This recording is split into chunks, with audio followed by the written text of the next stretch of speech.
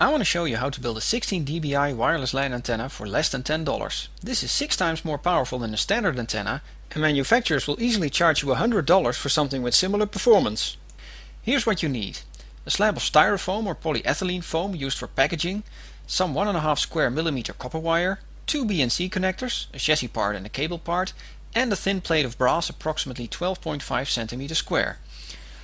Find the center of the brass plate and drill a hole 20 mm from the center for the BNC connector. You place the connector in the hole and mark where the fixing holes need to come. Drill the holes and fix the connector with small bolts.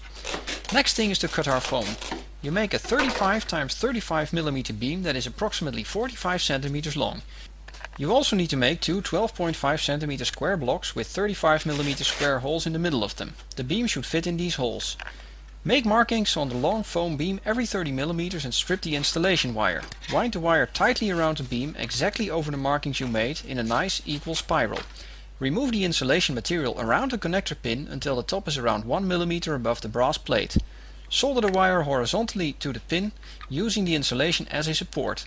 After soldering, you can remove the excess wire at the connector and at the end of the antenna with a cutter. The wire must run 1 mm above the metal plate over a length of 30 mm before following the spiral shape. Check this carefully and place some tape under the wire to prevent short circuits.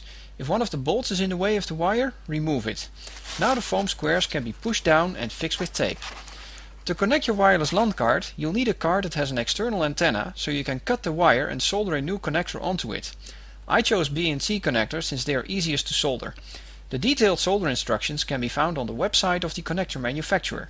Once this is done, connect your new antenna to your wireless LAN card and give it a go.